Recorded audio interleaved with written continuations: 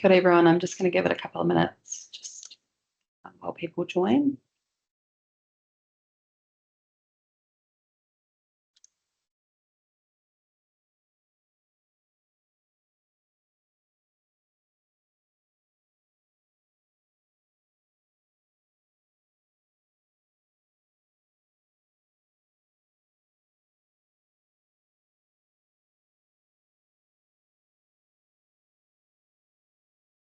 Okay, we'll get started now.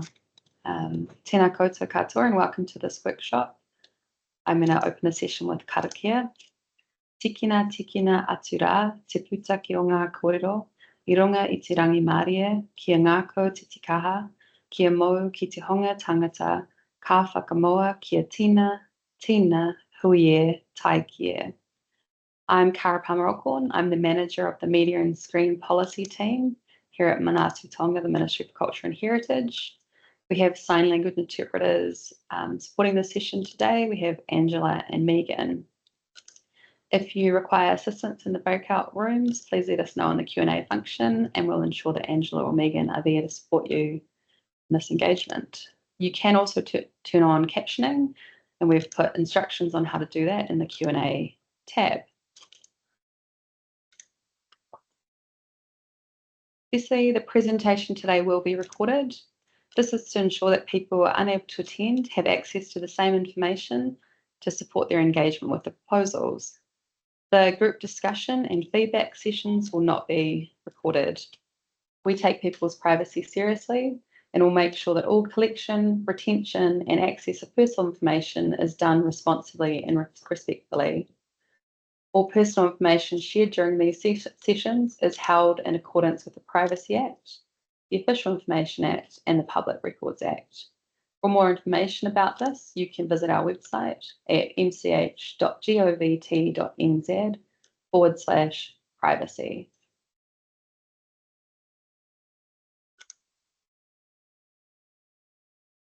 Firstly, thanks to everyone for taking the time to join today's workshop. This is part of the Media Reform public consultation process. Media Reform includes 5 proposals that aim to create modern media legislation for New Zealand's media and content production sector. The proposal that we'll be discussing today is about modernising the regulation of professional media. I would like to stress that this proposal is high level and the government has not decided whether to progress it. The purpose of this consultation is to hear your feedback on all of the proposals and how we could improve or change them to support the best outcomes for the sector and audiences. Any proposals that are ultimately agreed by Cabinet would require legislation to implement, and they would come into force in 2026 at the earliest. Today, I will give a brief presentation and then we'll break out into groups so that you can share your views and discuss the proposals. We'll then come back together and share some of the key themes coming out of those group discussions. To make the most of our time today, I'll get into the presentation now and leave space for introductions within those breakout groups.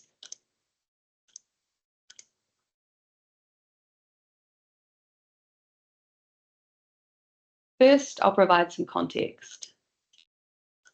The Broadcasting Standards regime is set out in Parts 1 to 3 of the Broadcasting Act.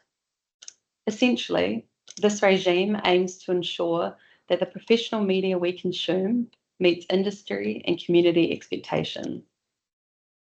Part 3 sets up the Broadcasting Standards Authority, or the BSA, to administer and oversee the regime. Part 1 provides program standards that broadcasters are responsible for meeting and specifies that codes of practice must also be met. The BSA developed the current Code of Broadcasting Standards jointly with broadcasters and members of the public. Part 2 provides a process for audience complaints about programs that they think haven't met relevant standards. The BSA has a range of functions under the Act. The bulk of the BSA's work as a regulator is resolving complaints about programs aired by broadcasters. The broadcasting standards regime was developed in the media environment before the internet. As the name suggests, it has a narrow scope, limited to television and radio broadcasting. Industry self-regulation has been a part of the picture for a long time. The New Zealand Media Council, originally called the Press Council, was established in 1978.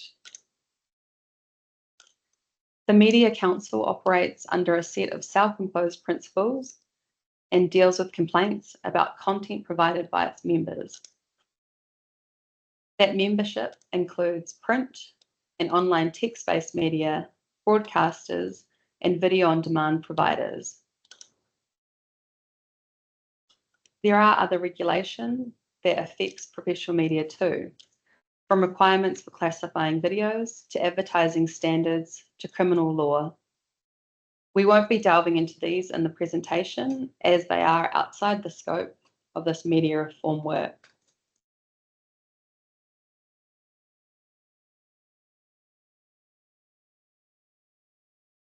Audiences are now engaging with more streaming and on-demand content than broadcast content. So, the broadcasting standards, or the BSA, are becoming less effective. The regime simply can't achieve its aims if we aren't engaging with the content that it regulates. We know that there's a range of views about what level of media regulation is appropriate. The position that underpins this proposal today is that there is a place for regulation based on industry and community standards for media that are operating on a professional basis. We will come back to that word professional shortly. Another side of the problem is that New Zealand broadcasters are facing an uneven playing field compared to their competitors. They have to comply with a standards regime that does not apply to streaming and online and on-demand operators. As we look to address these challenges, we've also thought about the role of the regulator. We think there's an opportunity to rebalance this role in light of existing industry self-regulation.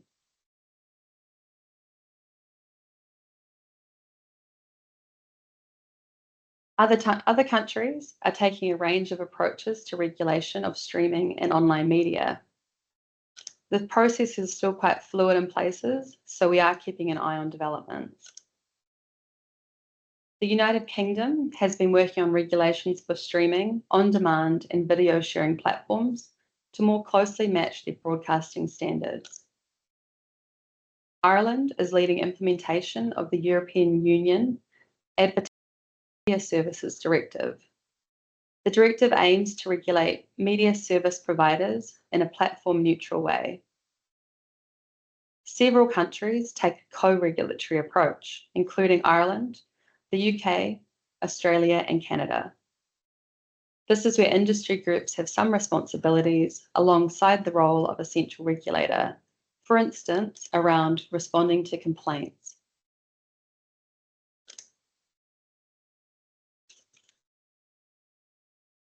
The specific aim of this proposal is to increase the consistency and durability of regulation across the range of professional media that New Zealanders engage with, no matter the mode of transmission. This aligns with the overall objectives of the media reform package. A few points to emphasise here. We aren't looking to stifle free speech or interfere with the freedom of the press. The freedom of expression and media independence are key principles that guide media regulation now. They will remain at the centre of this proposal if the government decides to progress it. Any legislation changes would be vetted against the New Zealand Bill of Rights Act. If you think that the proposal creates risks for these principles, please tell us about it in your feedback, including how you think we should avoid them.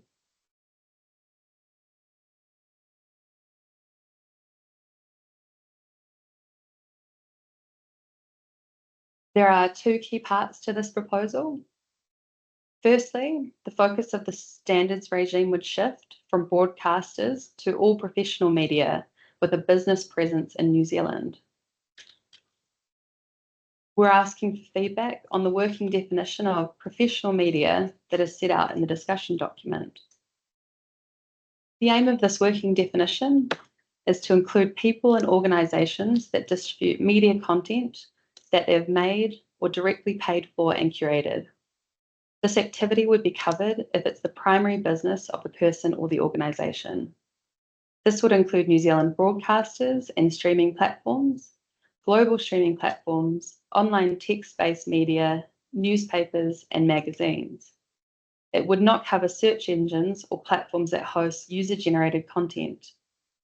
However, it would cover professional media content that's accessed through these platforms.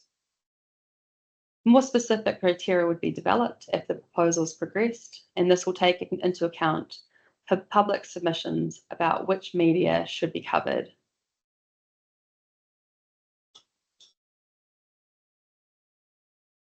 The second part of the proposal would make some specific changes to the role of the regulator, which the BSA currently performs. The regulator would keep most of the BSA's functions, including working with industry and other stakeholders to develop codes of practice, research and guidance on sector issues.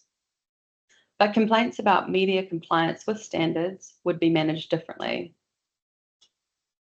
Professional media would still be responsible for dealing with complaints about their content, and if the complainant wasn't satisfied with the response, self-regulatory bodies, like the Media Council, would be the next port of call. The central regulator would be the backstop for complaints. It would only consider them if a self-regulatory body couldn't. For instance, if the media organisation wasn't a member, or if the body's complaints process wasn't working.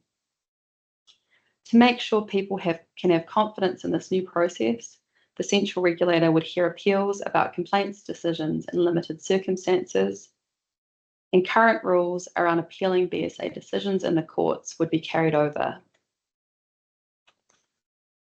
I'll just make a few final points here. Firstly, we're proposing that the central regulator would be an independent Crown entity, like the BSA is currently, operating at arm's length from the government. Second, we aren't proposing to change how advertising is regulated. The Advertising Standards Authority already operates in a platform-neutral way and has responsibilities outside the scope of this work. Finally, the BSA is currently part-funded by the Broadcasting Levy. If this proposal is progressed, and depending on the role of the regulator, we'll need to do more work on whether and how the levy approach continues.